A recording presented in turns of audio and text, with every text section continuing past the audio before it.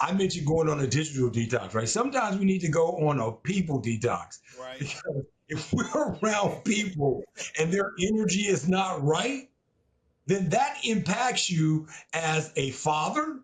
Yeah. It impacts you as a person. So if you're bringing bad energy home with you because you've been surrounded by bad energy, what do you think your household is going to absorb when you get there? And so it's very, very important. Look, people do really four things in their life. They either add, subtract, they multiply, or divide. That's that's basically it. They add, subtract, multiply, or divide. And so what you're digesting is so important in your journey as a parent, but it's also important that your kids, that your sons see you the way you want them to see you. So bring the right energy with you, leave the bad energy outside of the house.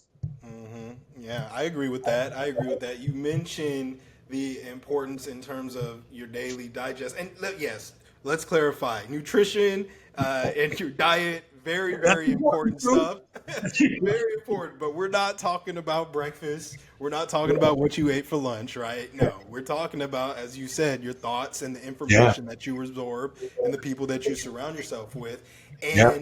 and you're right. You know, when you wake up in the morning, this is something that we share with audiences when we speak. I love Hmm. sharing this with folks. It's like the first thing that you digest every single morning. It's not food or beverage, it's your thoughts. That is the very first thing that you digest when you wake up, right? Some of us, we wake up, you know, our body or our minds wake up, but our bodies are still asleep, right? So we're just constantly thinking. We're in this kind of like in between state of like, yeah, I'm not getting up, but I'm awake, Yeah. right?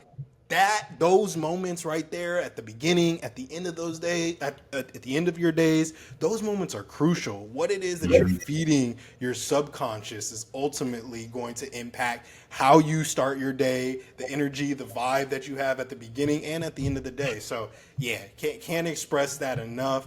Being Yeah. intentional about absorbing positive news, positive information, positive thoughts. You know, maybe it comes with some self-reflection and some affirmations that you give yourself. All of those things can be really important in setting up our days. Now, Yeah. in terms of, and you started talking about detoxing. All right, Yeah. so I want to dive into that a little bit more, whether it's digital detox or people detox, as you said. Did you ever reach a point where you realized you needed to switch up your daily digest? Did you reach a point where you realized some of the things that you were taking in were Yeah. not positively impacting you? And then what did you do when you reached that point? Was it immediately that you jumped into action? Did it take you time Yeah. to take action? Talk about that. Well, yeah, it took time. I did realize I needed to switch up and change some things. I had a coach, um, maybe about 10 years ago, that helped me understand getting up in the morning and reaching for your cell phone is not a good thing. Mm, And I did that every single morning when I was in the corporate space because I was waking up with the thought of what emails are waiting for me. I know I wasn't alone. I know I'm not alone. There's going to be many people seeing this video that describes them. Like you go to bed at night and you wake up and you spring into action.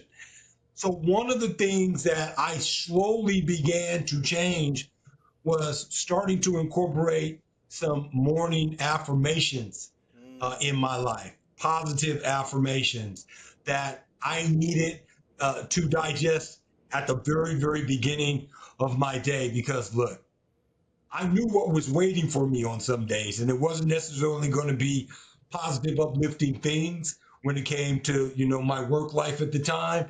And so I was trying to equip myself um, in the morning before I got going. Positive affirmation is something that I do to the day, to this day. I do breathing exercises in the morning. Maybe I'm just getting older and wiser, but it's amazing. The fathers that we've worked with over time, they don't necessarily flow this way. And then when we begin to share with them how transformational it could be, just little baby steps at the beginning to change your mind, right? To change your mindset.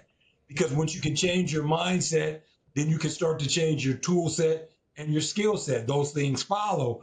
And so I love being able to share this with fathers and take them through this process on how they can change their energy from the very time that they wake up in the morning all the way until they go to bed in the evening. But that's when I realized, and I was thankful I had a coach to get me to understand it, because we would go through like, what's your process in the morning?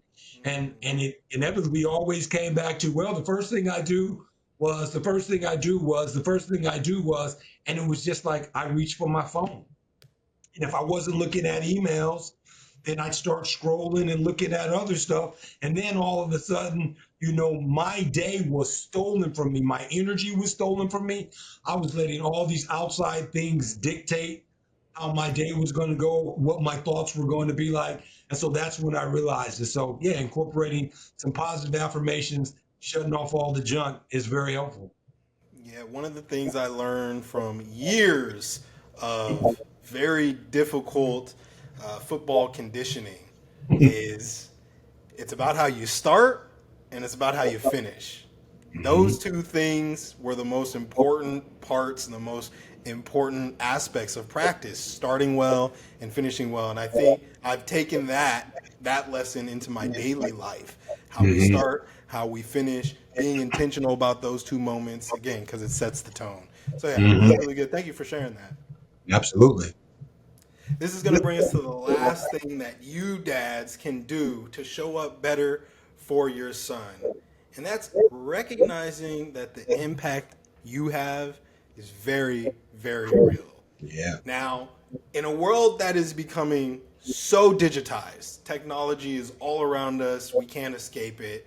I believe that human connection is the way that we will have the greatest impact on those around us, right? So, the question I have for you, Pops, is how did you view your impact as a father? You can answer this from the moment you knew you were becoming a dad, 10 years into the game, 20 years, or now almost 30 years as a father. How Mm-hmm. did you view your impact as a dad? Well, as soon as you came home from the hospital, I recognized that my life would never be the same again, because my responsibilities had just gone to a whole nother level that I could never fathom that it was. And so, um, That's a one, father shift right there. that is a father shift. That's definitely a father shift. Now, I was very fortunate, and I mentioned this I think earlier in this episode, that I had a father that was very present and accounted for in my life, and I love him for it because he came from an abusive relationship with my grandfather, a physically abusive relationship, verbally, mentally, emotionally. It was just abuse all around. So he drew a line in the sand. So I knew the impact that he had on my life was the impact that I wanted to have on your life. And so for me, one of the things that was very important as I was raising you and your younger brother was these markers that were telling me that, at this interval you were doing well. And then at the next interval you were doing well. I constantly had the feeling that you were trending in the right direction, right? That you were going to be able, when the time came, to stand on your own 2 feet, because we were trying to get you to solve problems on your own. We were trying to get you to critically think. And that was the impact that I was trying to have on you. And keep in mind that as an AAU basketball coach, I coached a lot of young cats through the years, and not all of them came from two-parent households. They came from good households, but not always with their dad present in their life. And so, I always wanted to have that kind of impact on the young men that I was coaching, because that's the impact that I felt that I was having on you as my biological sons, but I looked at them, as an extension of that. And so it was just important to me to be a father figure, if you will, when I was coaching these young cats in basketball, but knowing the impact that I would have on them and the impact that I would have on you would be major in their lives. And that's proven to be true. I'm so grateful to still have relationships with a lot of the young players. Well, they're not young anymore. They're grown men. A lot of them are fathers now. But when I talk to them or I see them, and it's immediately, hey, coach, how you doing? It's coach this, it's coach that. We recently had dinner with one of your teammates back in New York City when we were speaking in Manhattan. We had dinner with them, and the moment was just surreal for me. I remember, the impact that I was having on y'all when you were second and third grade, fourth grade playing AAU basketball, and now we're at a restaurant in downtown Manhattan having dinner, and I'm looking at the two of you, and besides saying, hey, job well done, coach. These guys turned out well. It made me realize how friggin' old I was getting, and so that made that impact even better for me. So yeah, the impact that we have as dads is truly real. We're our kids' first life coaches, and we're their first teachers, and we can never forget that as fathers. And so, if you don't feel like you're having the impact that you should be having, yeah, don't worry about it. Just know what you know and know what you don't know, and get a little bit of help to get you to get there, because you can get there too. Absolutely. And we want to guide you through that process. It's one of the reasons why we created a group coaching program called Father Sons Foundations. Hey everybody, it's Pops.